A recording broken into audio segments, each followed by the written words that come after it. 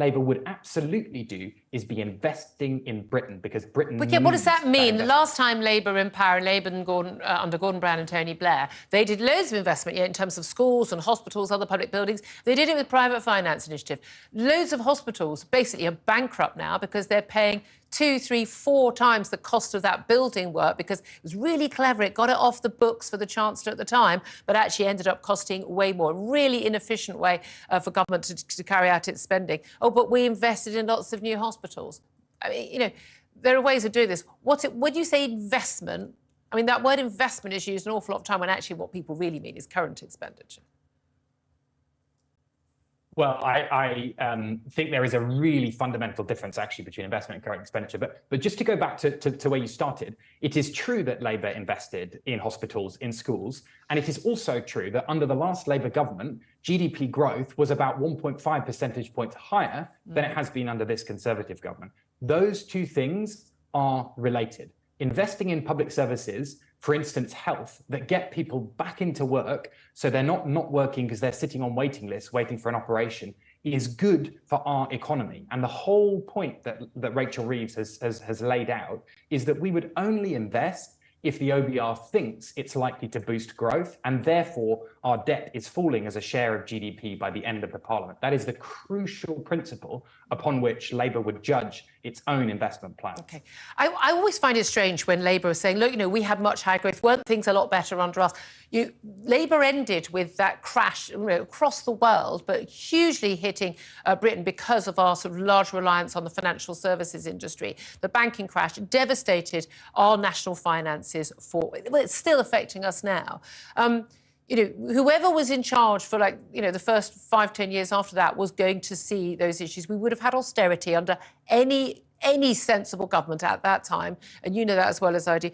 Then we've seen why are we in the mess we're in right now? Now, I can disagree with a lot of the things that have been done under various Conservative governments in the last 13 years, but at the end of the day, the crisis we're in our public finances right now is down to 2 main things. It is down to pandemic and lockdown policy and furlough. Labour called for, you know, longer lockdowns, more lockdowns, deeper lockdowns, and more money to be spent. We would be in a worse state right now if Labour had been in charge to all of that. We are down to massive energy hikes as a result of the Ukraine war and those Russian sanctions. And again, Labour has backed all of that. So a lot of the things that Labour can criticise the Tories for, and again, we all criticise the Tories for, you know, would have happened under anyone's watch. Well, I'm afraid you would expect me to say this, Julia, but I dispute both bits of that. There wouldn't have been a Ukraine war, and we wouldn't have had lockdown. Really? Of course that's true. Of course that's true. There would have been a Ukraine war, and we would have had a lockdown. So the crucial point, though, is that this country was vulnerable to those shocks in a way that other countries weren't. The United States, Germany, did not deal with the 2008 financial crisis in the same way that we did, and now that families in America, working class families in America, working class families in Germany, are paying less for their basic goods and services because inflation is lower in those countries. So despite whatever Rishi Sunak says about halving inflation, British working families are still paying more for their basic goods. Our economy is more reliant on services. Germany is more reliant on manufacturing. US is a net oil exporter and gas exporter. That's why they're doing better. Right, I mean, that's nothing to do with any policy that would have been brought in by the Labour Party. It's nonsense. Well, we could have a completely different energy mix. Oh, well, if Labour were in charge, we'd definitely have a big energy mix. We'd have blackouts most evenings.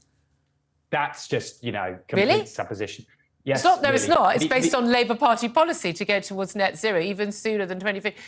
To have no fossil fuel use, really? I mean, this is insane. Labour's policies are insane.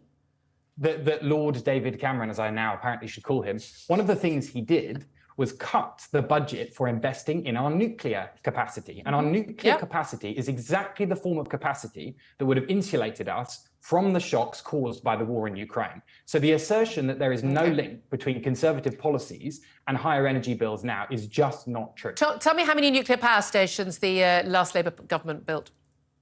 The last Labour government, in my opinion, made a mistake in not investing more in nuclear. They did, exactly. A plague on all your houses. I agree with that. A plague on all your houses.